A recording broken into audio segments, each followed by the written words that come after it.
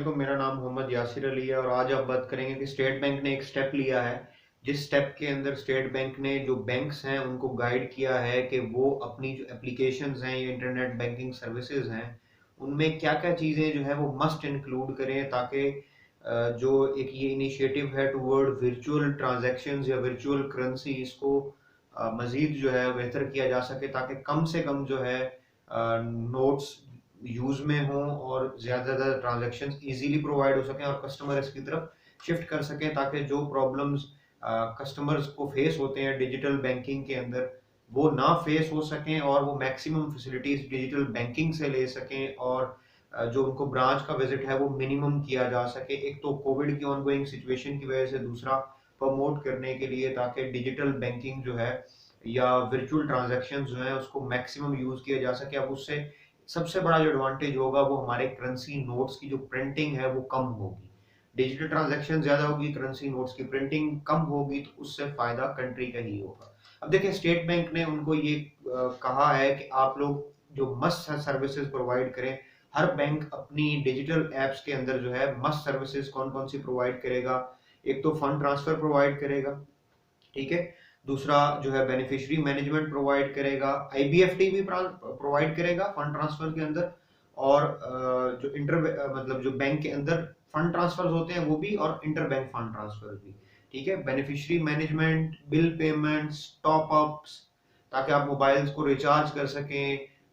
जो आपके debit card या क्रेडिट कार्ड है उसकी मैनेजमेंट, इवन के आपको आपने कोई चेक भेजा हुआ था उस चेक को आपने रोकना है तो उसकी भी रिक्वेस्ट आप उधर से कर सकते हैं। इसके अलावा डिफरेंट तरीके की जो फीस वगैरह हैं ये भी आप इजीली, गवर्नमेंट की फीस वगैरह हैं ये भी आप उसमें से पे कर सकें। और ये फैसिलिटीज हैं, मतलब इनमें से मस्ट जो है वो ये है। इसके अलावा और बहुत सारे इनिशिएटिव हैं जो स्टेट बैंक ने इन बैंक्स को कहे हैं कि ये आप लें और अपनी एप्स को इम्प्रूव करें। उसके अलावा स्टेट बैंक ने जो है ये तक कहा है कि जितने भी नए कस्टमर्स आपके पास आ रहे हैं वो नए अकाउंट्स खोल रहे हैं उनको मस्ट डेबिट कार्ड दें आप, ठीक है।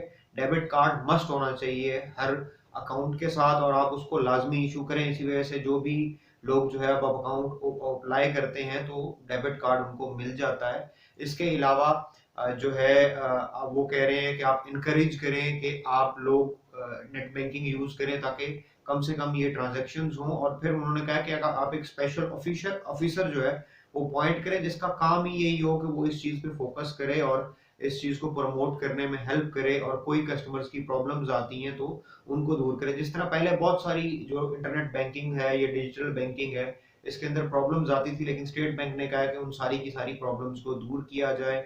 हर फैसिलिटी जो बैंक ऑफर कर सकता है वो कोशिश करे कि वो इंटर बैंक सर्विसेज के अंदर ऑफर करे ताकि एक तो जो इस प्रोसेस को इजी बनाए। जब इस प्रोसेस को इजी बनाने के लिए फी वेवर जो कोविड की वजह से चल रहा है या जो चार्जेस वगैरह हैं उनको काफी लेस किया जाए ताकि जो फंड्स ट्रांसफर है उसको प्रमोट किया जाए, डिजिटल फंड ट्रांसफर को, रादर देन जो है वो कैश ट्रांजैक्शंस हो या थ्रू चेक्स हो।